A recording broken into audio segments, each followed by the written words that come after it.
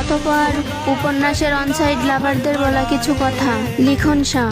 আম্মা, পদ্মজার বিয়ে হয়ে যাচ্ছে আম্মা। আমি কি নিয়ে বাঁচবো?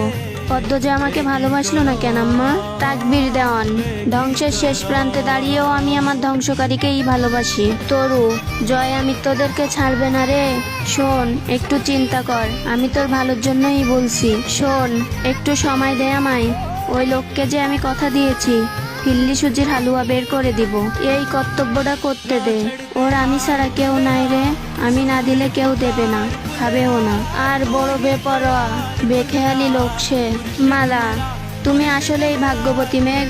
আমি আবির ভাইকে ভালোবাসি আর আবির ভাই তোমাকে ভালোবাসে।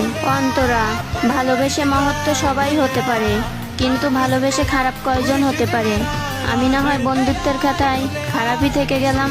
নাসিম, তুমি আর আমি পানির জলে ভেসে আসা খড়কুটোর মতো সামিয়া, যাদের দিকে লোক ফিরেও তাকায় না। তবে তুমি মুক্তি পেয়ে গেলে, আমি পেলাম না। সামিয়া, আপনি আমায় ভালোবাসলেও পারতেন সাহেব। লারা, মিথ্যা হলেও একবার ভালোবাসি বলবে হৃদ। তাকোয়া, ছোট্ট একটা জীবনে আপনি কিন্তু আমার হলেও পারতেন মিনিস্টার সাহেব। শশী, আমি শূন্য, তুমি পূর্ণ। আমি হারিয়েছি, তুমি পেয়েছো। আজ আমি কাঁদছি, হয়তো একদিন চুপ হয়ে যাব। এভাবে আমার মানুষটাও তোমার, আমার স্বপ্নও তোমার, আমার ভালোবাসাও তোমার, তোমার দুঃখ আমার। বিন্দু, পাগলের মতো কেউ ভালোবাসে না, ভালোবেসেই মানুষ পাগল হয়। শান্তা, দেখলেন আপনি, আপনি আমারে ভালোবাসেন না, সে আমারে ভালোবাসে না।